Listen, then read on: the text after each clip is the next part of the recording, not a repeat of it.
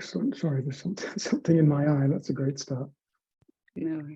Thank you, everybody. We will have obviously new guests joining us as the session continues, but we're very lucky to have with us today just for 1 hour. So one guest, 1 hour, Stephanie Guerrero, who, as you may have seen from the site already, is a music industry expert with over 10 years of experience, serving as an advisor and chief marketing officer at Legato. And if you look in the Telegram channel, the main channel, you'll see that I've put a link to Legato already, which is a Web3 licensing as a service platform. So it's offering you licensing as a service.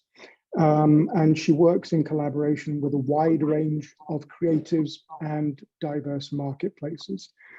She's also the founder of Goat for Mars, which I'll include as a second link a little bit later on. And that's a Web3 music consulting firm which empowers artists with the creative, financial, and legal opportunities of NFTs. So thanks very much, Stephanie. I'll start with one, maybe two questions to frame your professional context, and then we'll take questions from the audience. Because they'll be coming in more than one language, please don't be offended if I occasionally have to look down at the phone because I'm working between the two languages at the same time.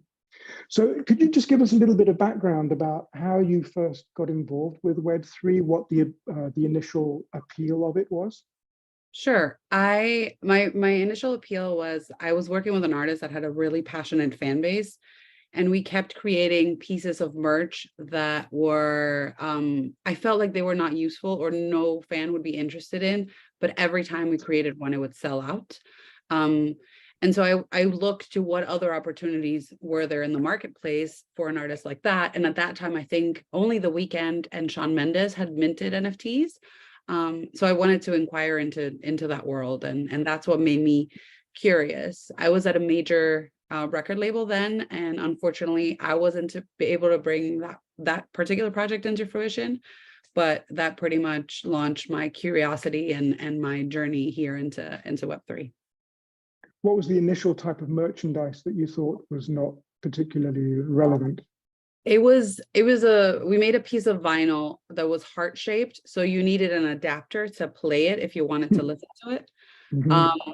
And I just thought it was just this impractical piece of merch that it wasn't going to sell. If it was going to sell, it was going to be very few users. So yeah. So once you had taken that initial step into Web3, what were some of the first new forms of merchandising that you found were either more sensible or more appealing? Well, I feel like having an authentic digital copy of the artist is what of the artist's music or photo or whatever they wanted to do. It felt like it was easier to achieve, even though yes, creating a wallet can be a big pain point. If these people don't mind getting over the fact that they need a special adapter to play this LP, then creating a wallet wasn't that much more difficult. So I felt like this was a little more appealing and it could be easily replicated, whereas the vinyl supply chain was very slow to move and is still very slow to move. So could you frame for us your work at Legato and maybe just give us a brief introduction to the company? Yeah. So Legato actually got started from I joined Legato because I'm very passionate about royalty collection on chain. I don't think it's something that's going to happen quickly. It might happen 10 years down the line, but Legato is a stepping stone to that future where music royalty collection is going to happen on chain. Legato is a licensing as a service platform, as you just mentioned. And what it allows is for musicians that own intellectual property, or not only musicians, anyone who owns intellectual property, to monetize their music beyond just selling NFTs. They can also sell licenses to that intellectual property, and these licenses are also represented as an NFT.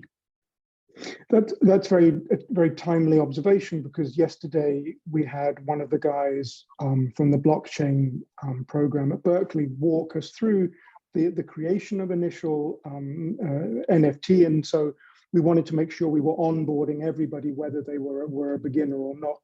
So let's assume somebody has done that and they've actually created the NFT.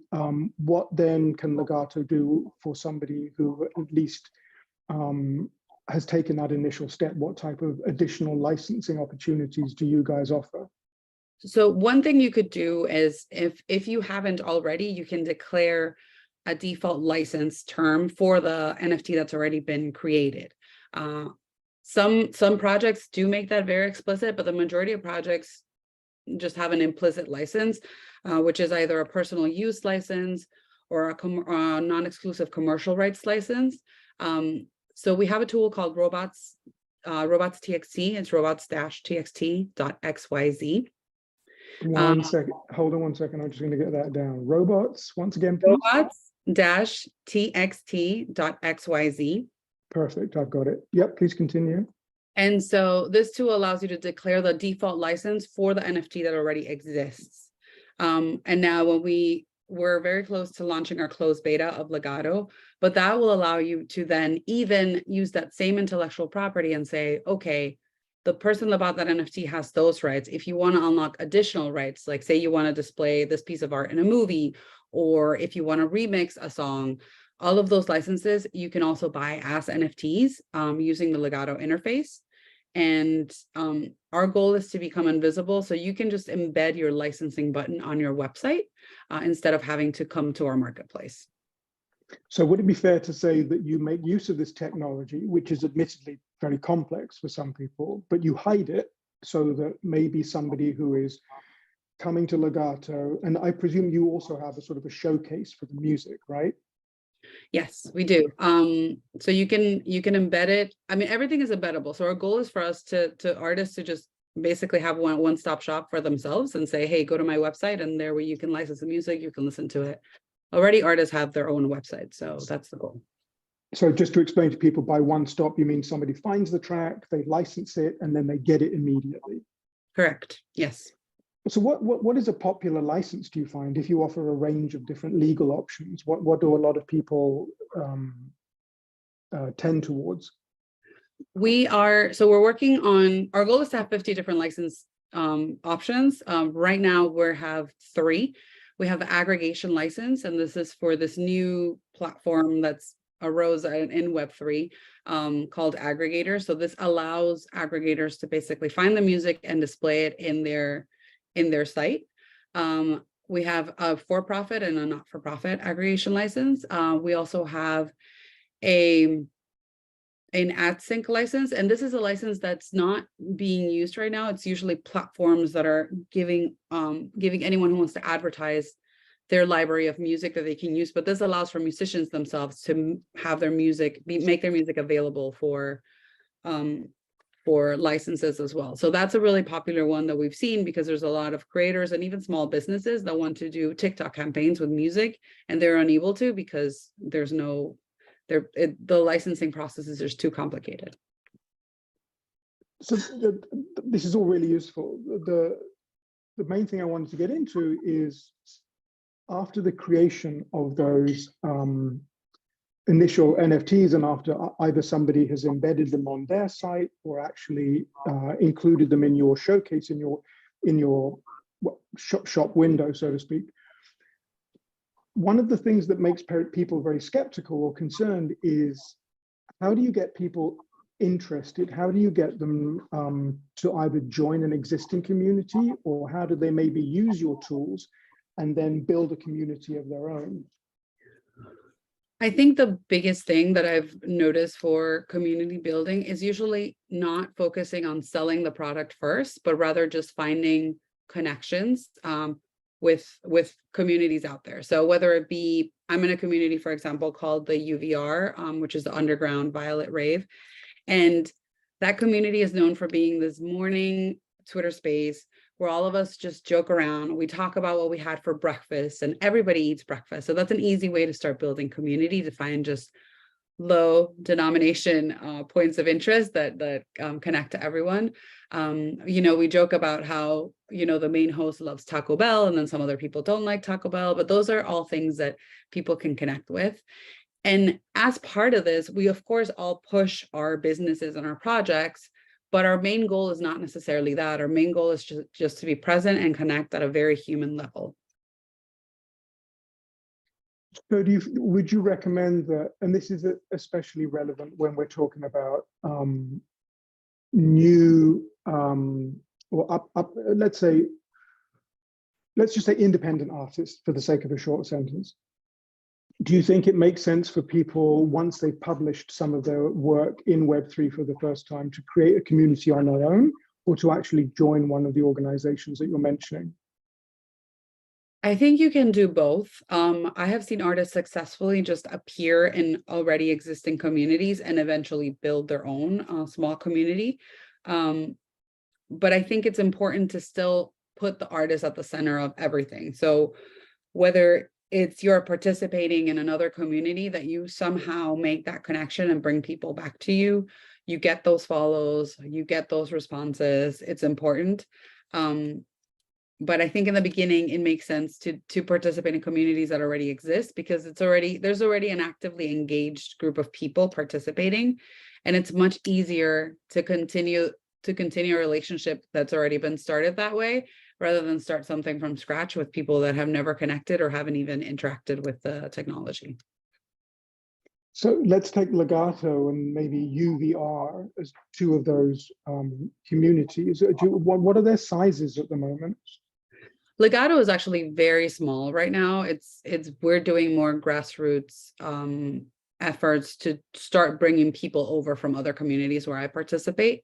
The UVR is pretty large. They have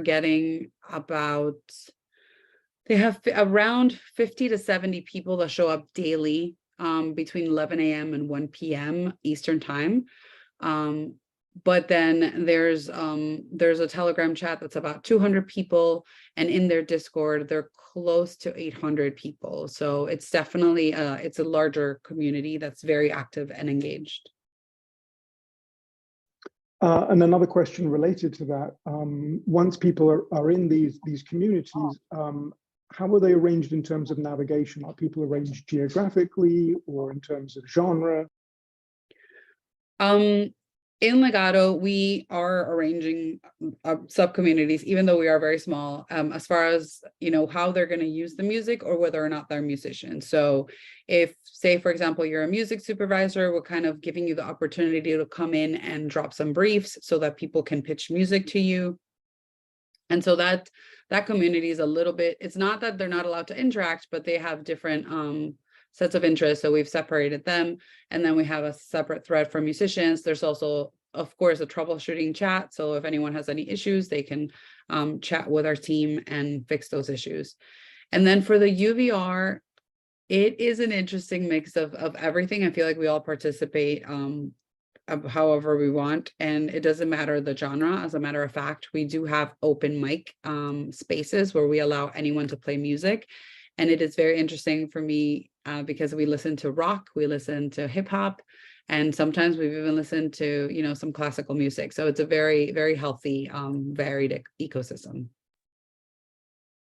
An audience question, one is, could you give either a real world example of somebody who has used Legato as a way to become more successful? Or if not, can you walk us through how somebody even theoretically might use Legato?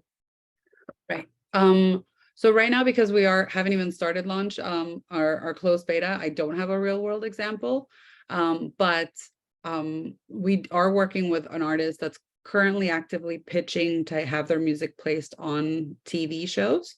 And they are going through the pain point of having to basically onboard all their collaborators or get their documentation. But because they're international, payment for this license takes a very, very long time for them, or there's like a tax that gets charged because there is an exchange rate, or because it's a vendor from outside the country. So they prefer to get paid through a different person here in the US. So in Legato, what we would love to happen is for this license to basically be purchased through our platform. The splits are instantly done via our EIP 5553. and everyone gets paid instantly in USDC, and people can basically just move forward, and the music can get used immediately. So that would be that's the dream scenario of someone that's successfully using Legato. So you guys take, sorry, what percentage? Currently, we're taking 10%. That's our business model Yep. of license sold, but there is going to be a subscription model where that is reduced or even eliminated. Okay. Which chain are you using for the to host the NFTs? We're using Polygon. And what's the benefit, do you think, of that for you? Lower gas fees for everyone. We want to make sure that even people who are looking to license music don't get turned off by the fact that there are going to be, high gas fees. Actually, that's a good question. I mean, in terms of people being turned off, what are some of the obstacles do you think you face in attracting people to this technology in the first place? What is, in other words, what has Legato done to make everything really simple? Because that's probably the most common expression of doubt that I've seen among these guys, is the concern that I don't see how I would get somebody who uses, let's say, SoundCloud or Spotify, or is even buying still the files, let's say from Dex or from Bandcamp. I don't see how I would get that audience to start using a different type of technology. How would you respond to that? I mean, there are easier on-ramps being built daily. At Legato, for example, we have Magic Link, so you can create a wallet with your email address. And it is a custodial wallet. So if the person wants to take self-custody, they do need to educate themselves a little more. But for an initial participation, it works very well. And so that's easy. Basically, you create a wallet with the email address if you have a collaborator in your track, and that person can just send you their wallet address. So even if they don't want to be fully onboarded, even if that's all they want to do, they will receive funds to that wallet instantly after those licenses are sold. Okay. Someone's just asked a very fundamental question. I don't know whether you feel you've answered this completely already. I'm actually really interested in licensing as a service in Web3. How does it work? Is there anything that you could add to what you've said, or do you feel we've covered that? I mean, I can add a little bit because I wasn't prepared to just talk about Legato. So yeah. Okay, sure. No worries, but I can add a little bit. So basically how it works is you would upload your track and register it using our EIP 5553, and that allows you to set up the splits. So once the track has been registered, you can also add licensing options. And from the licensing options we have available, you set your own price and you fill the certain parameters. So obviously you have to put your name, your company name, what the track name is. These are just things that need to be populated for the license to be enforceable. Our licenses are drafted by attorneys, and they have easy explainers on the side, so you can understand everything that's being done, because licenses have to have legalese in there that are a little complicated for the average person to understand. You just need to fill out the parameters. You set your own price, and it's already once you're set to go, you make it available. That's as far as you have to go. Then the licensor, whoever wants to buy it, would have to go in there, fill out their own parameters. They have to set their name, their business. If they're going to use it for a movie, sometimes they need to put the movie title or the working title for the movie, what segments they expect, to use. If it's going to be like a 30-second, a 60-second, how much they expect to use. And once they filled out their parameters, they would also hit collect. All of the parameter information gets stored on chain. But the general license, the template license, is just stored on IPFS or on Everweave, which is just a server that hosts the information, and it'll point to those parameters that are stored on chain. The transaction ID is also stored on chain, so it works a little bit like a DocuSign. I think that's the best way I can explain it. Except everything is stored on chain, and that's it. The licenses are non-transferable. So if a person makes a license, it's soul bound to that wallet. And that's simply because we don't want people to buy a license and then, have a resale market for them. That's just not how the business moves. And I think that's it. That's the full explanation of Legato. Thank you. Okay, let's switch completely to communities then. So let's start from the very beginning. What would you say, what are some of the cardinal rules for forming a Web3 community?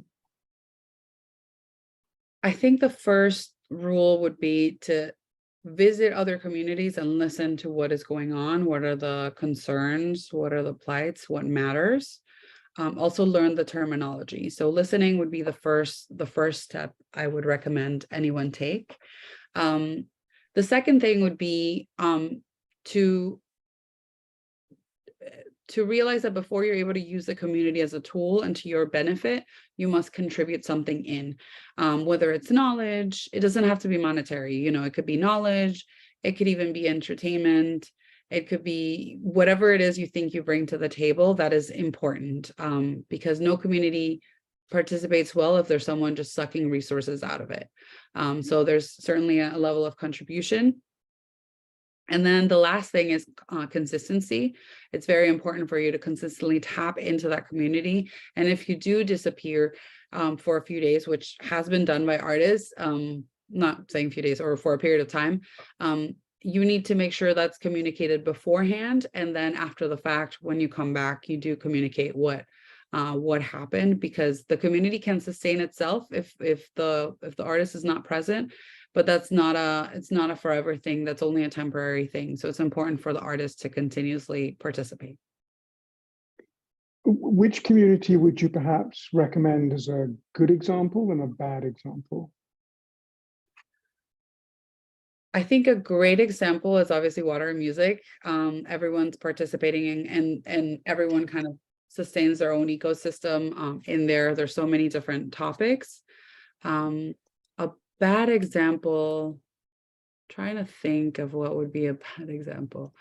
It's easy for me to think of programs or projects that have been rugged and set them as bad examples, but I think a bad example would be just an influencer that consistently participates and for their own self-interest, but doesn't engage with the community as a whole. So there are people participating in other communities that will just come say, this is a great thing that I'm working on, and then disappear and not contribute to the community again. So I would say that would be a bad example, someone who's just actively just pushing their own agenda and not contributing to the community. So as chief marketing officer, how do you actually, what are the challenges of persuading somebody to use this technology in the first place? What are some of the best examples you use in favor of the technology?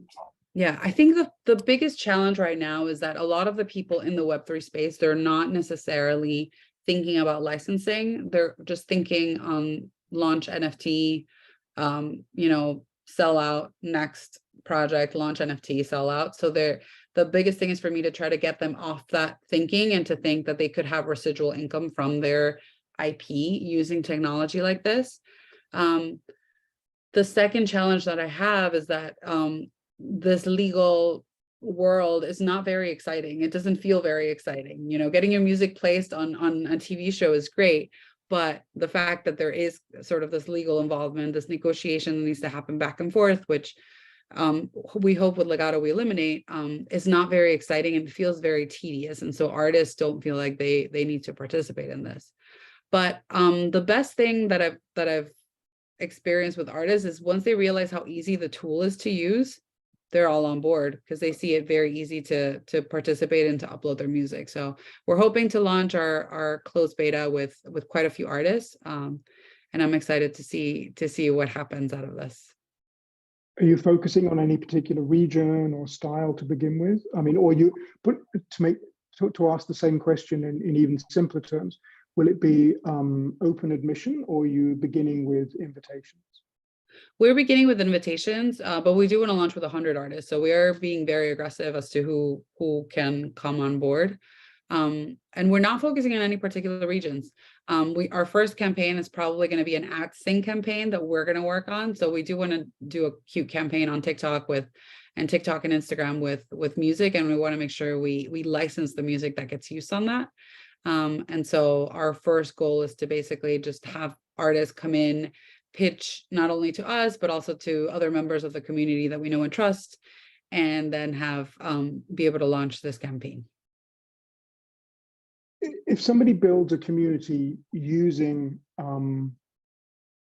these, or using your tools, for example, or any Web3 tools, how does that lead to a better community, do you think? I see any and all NFTs as a relationship. So when you buy or mint an NFT, you're essentially formalizing a relationship that you have with someone. So once you have those wallet addresses of collectors that you have, you're able to airdrop them future content. They're also leads for future sales. You can give them discounts. You can create token gated experience for them. And these are all ways to just continuously engage with this community that's already established and made a very active role in participating with you. So I think any NFT tool that you use is basically looking at their leads for where your business or where your music is going to be consumed.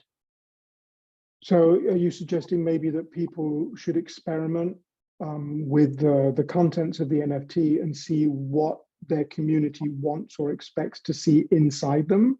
Whether, for example, it's like meet and greet, or whether it's front row tickets, that kind of thing. Yeah, those are all great examples of things that you could do. You could also experiment in doing a free mint, because that'll open up your community to a larger subscriber base.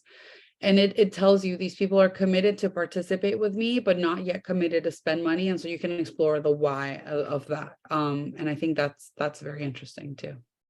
So just to make sure everybody understands, could you just explain briefly what a free mint is and why that might help to attract people? So a free mint is basically you're giving away a free NFT.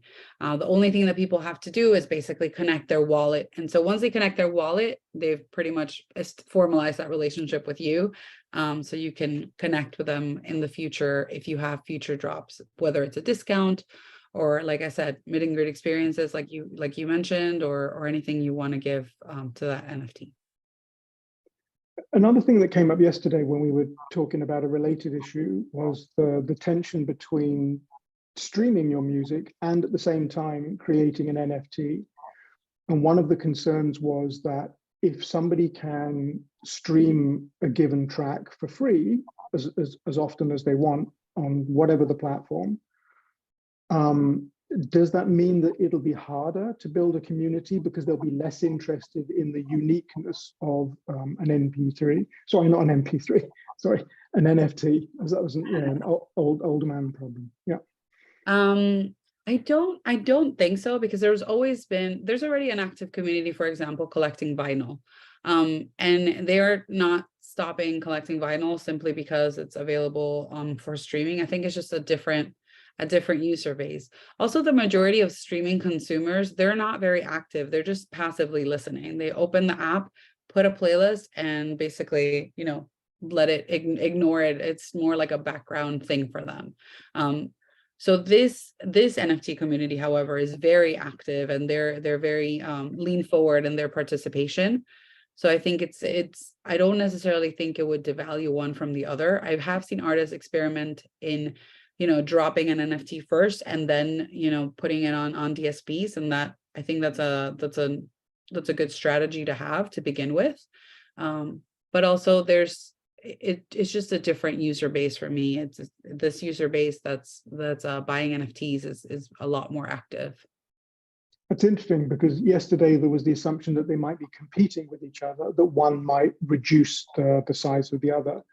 But what you're suggesting is ultimately what we might see is that Web3 fans and Web2 fans, or streaming fans and Web3 fans, might in fact be fairly distinct groups of people. Yeah, I personally believe that, just from knowing that on the streaming side, I want to say, yeah, it's something crazy. Like only 20% of people are actively searching for the artists they want to listen to, and but I might be wrong, it might be 50%, but I do know that the majority of users that are using these streaming platforms are doing so in a passive way, and they're discovering music in a passive way. They're not actively searching for music.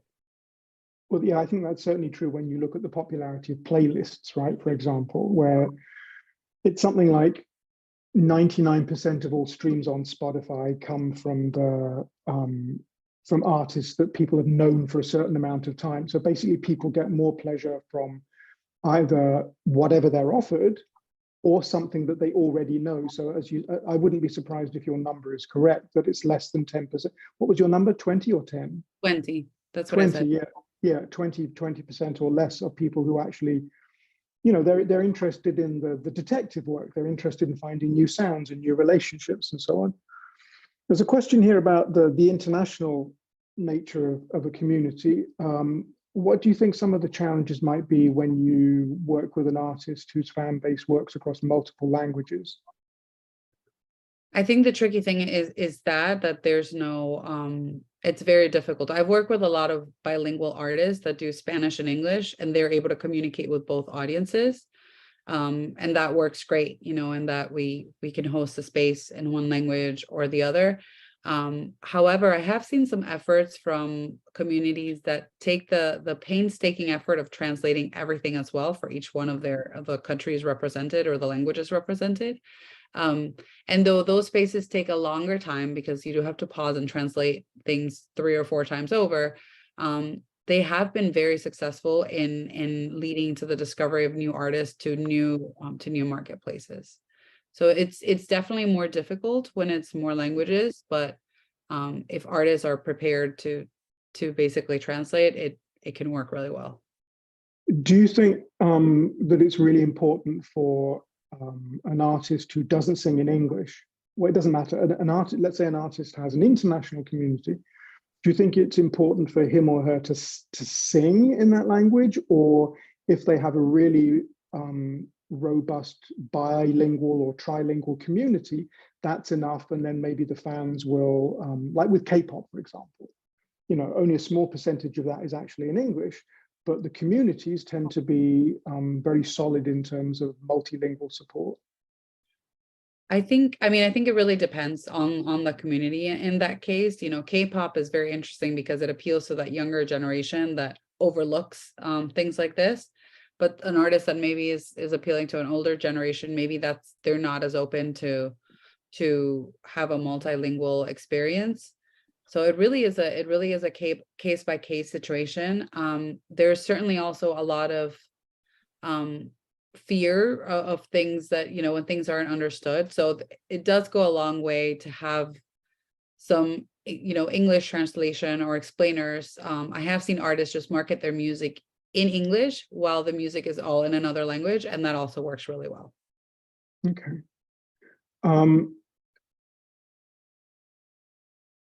I mean, if you take the example of Spanish and English, for example, in the United States, I mean, would you have a sense of how many members of those communities themselves are already bilingual?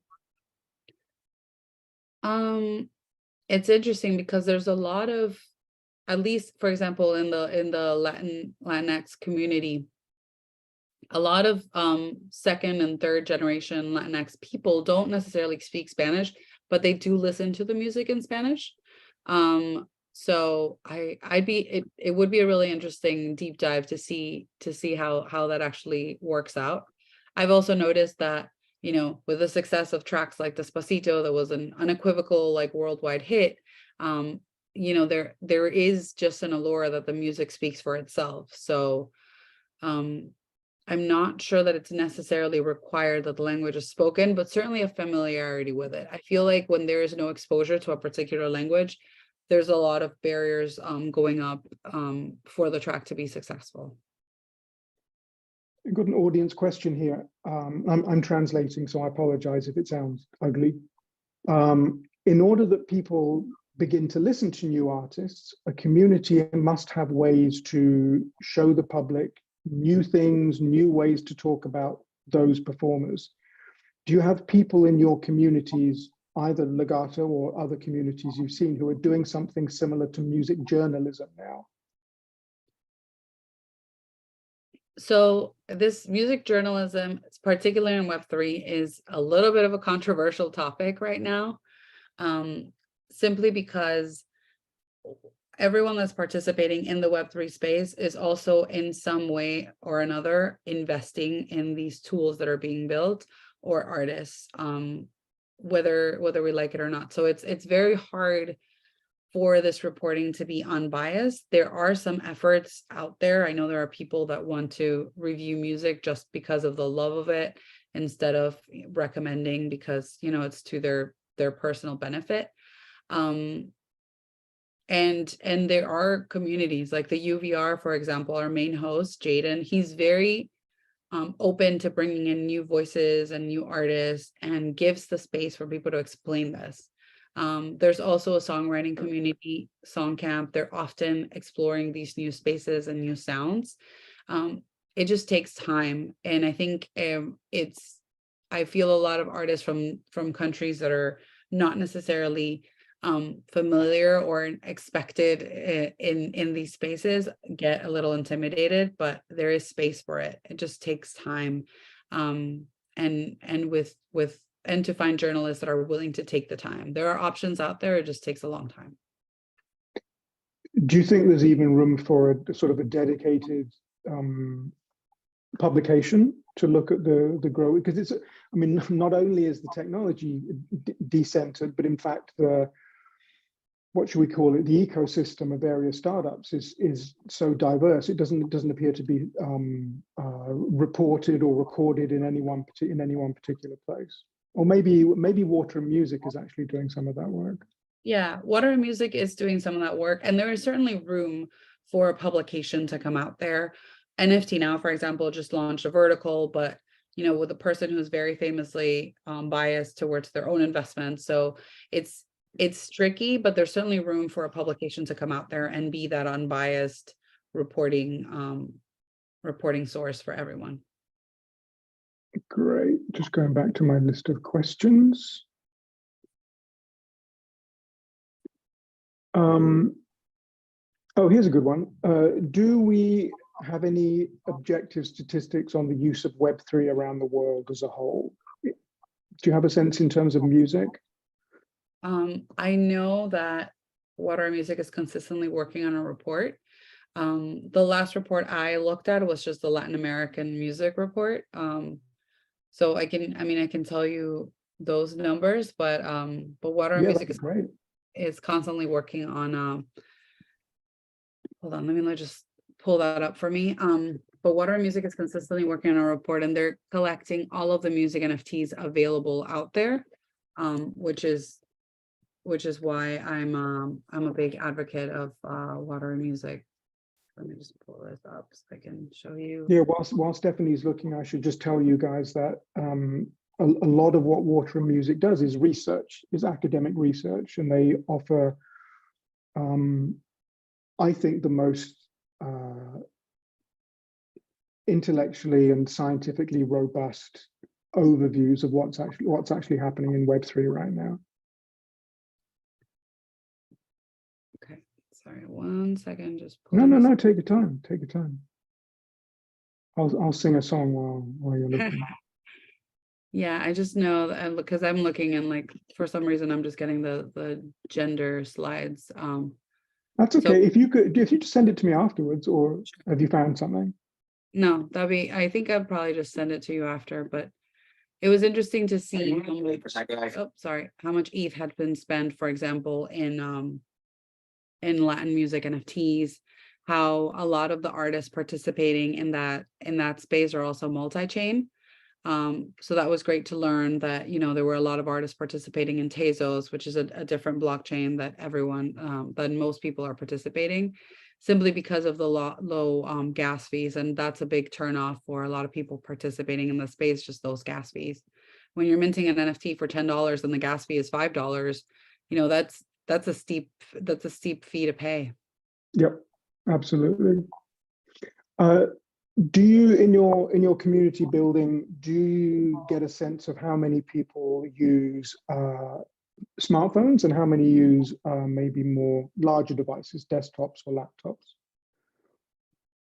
I know the majority of people are using smartphones because Twitter Spaces does not allow you to participate unless you're on your phone. What about cultural and social influence on the use of these technologies? Is that something you see? So for example, if you're building international audiences, do you find that there are different attitudes towards the safety, for example, among American fans and then maybe among fans from a different part of the world? Yeah, it's interesting because, in countries like Argentina, for example, the fan base is a little more used to a volatile currency. And, Americans are not used to that. And so that's interesting to see that just how maybe a little braver, Argentinian fans are to participate because they already know that, currency goes up and down and that's just, part of life. Whereas like American fans are a little more hesitant to participate because of that same reason. Do you see people making, musicians that is, do you see them successfully making NFTs not out of music, but out of images or text, or for example, photographs of lyrics that they wrote by hand on a piece of paper? I have seen a few musicians do that, and it works fairly well. Images sometimes sell very well when it's a very established artist. So I do think that's interesting. I think for established artists, and this is what I would love to see, and I'm working with a few artists, hopefully I can get them to bring this to fruition. It would be interesting for them to just create, like I mentioned, a free mint and let the market establish the value, because that's an opportunity for them to give something to fans out of, basically nothing, and then generate value for them. Yeah. When you're building a community, how do you tell people about the fundamental value of the NFT, for example? And this is an audience question, by analogy with vinyl. Because obviously the utility of vinyl is very clear, right? The example that the audience member gives is that if you're a DJ, you can use it, it has a secondary use. Right. How do you tell people to get involved in a community if the core asset or the fundamental asset is something digital? Yeah, that's something that's not tangible. I think it's very easy to do so when you build something like a token gated site, because that makes it a little more interactive. So this is what I can do with this. I can access this. I can access content. There's a platform that's working right now, for example, NFT ticketing, and their goal is to make that ticket valuable by providing all of the content that's been captured from the concert behind a token gate. So instead of having fans going to concerts and basically have to record or, their memories, they could just physically be present, but then still have this historical piece of content available through that NFT ticket. So the biggest thing is we communicate very openly, whether it's on Twitter, through a blog, or even Instagram. And then it's really important to beat the drum after this has been carried out, after the first sale happens. So to say, hey, now that you that are a holder of this NFT, these are the benefits that you have. Or even when you're going to drop a next NFT, you can say, you holder of this first NFT, you have a discount. So it's a very just public communication and just repeatedly beating this drum and making sure that people are aware of this. Once you've built a community and it logically is going to gravitate around a particular theme, right? So people from a particular region, a language, they all play the same style. How do these ecosystems or communities differ from labels? Because the question I have is that perhaps they're actually going to become quite similar. They differ from labels in the decision-making process. A lot of times comes from either the community or the artist, and it's very well communicated. Through the technology itself, you can also put things up for a vote, a community vote. So people can decide whether things are going to be done that way. Whereas in a label, things function in a very it's in a very centralized way where, the CEO decides the vision, they decide who the priorities, for example, are going to be for the label, etc. And sometimes that doesn't necessarily mirror or reflect what the community as a whole wants. And I have seen that happen time and time again, that artists get passed over simply because, one person or the main person doesn't believe in the project. And then it turns out that the community, because they get a ton of community support and consumption, then that captures the attention of the CEO, and then they have to revert that. So that would ideally be eliminated with this sort of decentralized structure where everyone is voting and everyone is able to participate in the community. So then if the Web3 community has more of a horizontal structure, as you were saying, more of an inclusive or democratic structure, have you seen any instances where, for example, you and I and 10 other people, we are all working in a particular genre, and we actually begin to profit share? Yes, I have seen some examples of that. Right now, it's hard to think of one simply because there's we're in a bear market where there's very low activity and not a lot of people are buying NFTs. But I have seen that worked really well with the Chaos project from Songcamp. You know, they were able to all collectively decide and split things 77 different ways, I want to say, from the 77 contributors, and they were all able to profit share from that project. I'm just grabbing that link right now. That's really great. One slightly more legal question I have now concerns anonymity. If an artist wants to preserve or maintain their anonymity, is it possible to do that when they're putting together the license with you? Right now, we don't have that tool, but we are working on a way to build that so that we can encrypt the names and addresses and still have a legally binding document. But right now we don't have that available, and it's also a legal requirement for certain countries that you do disclose who is the artist participating in licensing music. How about genres or styles, actually? Do you find that certain genres are more likely to build communities? In the Web3 music, most of the NFTs, I think it was something like 80%, that's what Water Music reported, were electronic music. That's not reflective of the general market as a whole, though, so I think this is going to change. How does the market contradict that, or not contradict, but counterbalance that emphasis? I feel like in the general market, electronic music only represents 5% of general consumption. It's not the main genre. But I think the reason the split is this way right now is because electronic music tends to be what programmers use. So it makes sense that you know it's the music that is the most highlighted. Do you have a general impression in terms of maybe age and gender as well? I don't. I'd have to look at the last report that Water and Music did to tell you. But it's definitely male leaning. And I'm not sure of the age, but I know it's male leaning for sure. Yeah, I just wondered if we could sketch a picture of a statistically typical NFT buyer. It's usually a white male. I want to say mid 20s to mid 30s, probably. That's the typical NFT buyer. Who likes electronic music and maybe a programmer. Yeah. Yes. Okay. All right.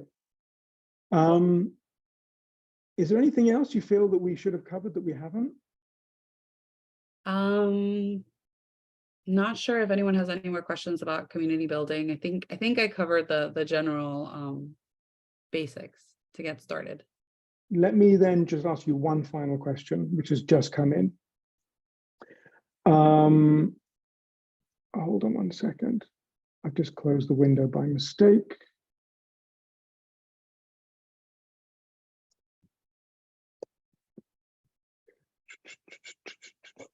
Oh, great, I've got it. Oh, it's actually quite straightforward.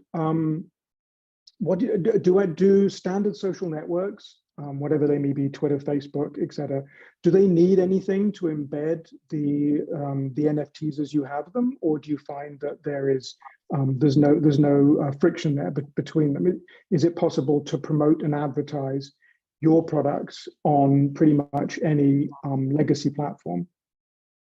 So the way you promote it right now would be to just post the links, because that's the best way for people to see them. However, Instagram does have a way to display your digital collectibles. You can see it on my feed, for example. I think most of my posts, if not all of them, are just NFTs. I don't have anything displayed on there that's like a personal picture. And so that's a really cool way because it lets the person click on it. They can see who the holder is, what the edition it is that I have, and who the creator is. But there's no way to purchase NFTs within those social networks just yet. I've got one more question. Every time I say it's the last one, another one comes in. What about curators? Obviously, you are you work for a company that is doing that aggregation work. You're choosing who to invite. You're beginning to brand yourself as a collection. What do you think the role will be of people who actually curate these? I'm hoping we move to a world where either we have a model like the catalog curator model had, where they had cycles of curators that were constantly changing so that we had different exposure to different content, or we can have AI curation that makes sense for people. Unfortunately, one of the bad things from the traditional music industry is that curation eventually can be purchased, and that erodes at the ability for people to discover new music, because curators, they will express favoritism, whether it's because of financial means, but also because they have personal relationships with certain artists. So I think I would hope we would move into a world where curation is no longer human-based, or it's a constant rotation of humans, so that we do have a varied curation. The way I have gone about it really is I just try to participate in as many communities as possible, even when it's music that I'm not particularly 100% invested in. I just think it's important to have a voice of everyone that's participating in the community. So that's what I do. But I do know that in the long term, it'll be impossible to sustain something like this as more artists participate. Yeah. I promise this is the last question. They keep coming in. Very last question. Because we've been talking about the construction of communities with new technologies, so the transition from Web 2 to Web 3, from established practice to something that may be initially quite confusing. From a legal point of view, do you see any fundamental potential conflict between traditional ways of licensing, for example, through publishers and labels, and the way that it's automated within the NFTs? Have you found that might be, for example, let's say the legal status of a smart contract, or do you find that that's already viewed with respect? It's probably not viewed with respect now. However, because we are working with attorneys and we are trying to build a community that is going to make this be taken more seriously, I do think it's possible for us to get there. I'm trying to avoid what's happened in the music industry, which is legislation by lawsuit. We want to self-regulate and present these options to musicians and also people who want to use music, so that we avoid that altogether. But I hope we can. I'm not sure. I can't say it'll be one way or the other. Well, that's a great place to end, I think, on a point of initial hope. So listen, thank you very much for speaking to us. You've been really great. Would you mind if I sent out your Instagram feed if it includes professional material? Yeah, sure. Go ahead. My Instagram feed or my Twitter, both great ways to connect. Yeah, I've actually sent out your Twitter already. So that's fantastic. Listen, thanks very much. You've given us a unique insight into how individual performers are starting to coalesce as communities. Lovely to talk. That's great. See you later. Thank you. Bye. Bye.